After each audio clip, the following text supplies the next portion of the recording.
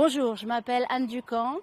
Je suis candidate sur les listes municipales de Lutte ouvrière Faire entendre le camp des travailleurs dans le 11e arrondissement.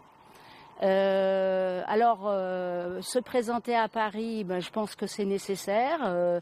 Lutte ouvrière se doit d'être dans la capitale du pays.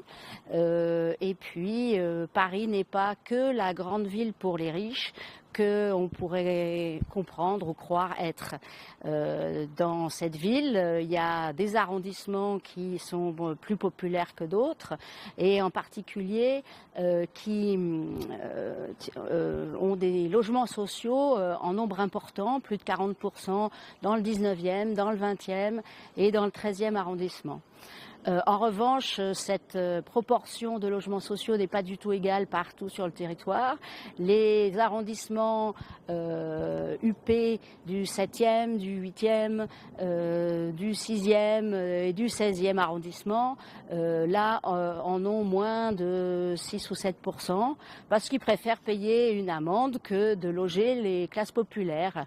Et dans Paris, c'est pas parce que y a la gauche au pouvoir avec Anne Hidalgo que les choses ont beaucoup changé de ce point de vue-là.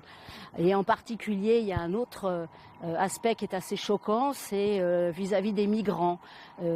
Paris est une ville riche, évidemment, et héberger des milliers de migrants, ça serait possible si on s'en donnait les moyens, plutôt que de chasser les migrants qui s'hébergent sous les abris que constitue le métro aérien, comme à Barbès, Stalingrad, etc.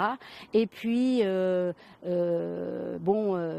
ce qu'on a vu aussi vis-à-vis des migrants et qui est une vraie honte, ce sont les habitants du 16e arrondissement qui, derrière le maire, ont fait tout un foin parce qu'un centre d'hébergement pour migrants s'installait à la lisière du 16e arrondissement, et ils ont même obtenu que ce centre pour migrants ne soit pas pérenne et soit démonté d'ici quelques mois ou quelques années.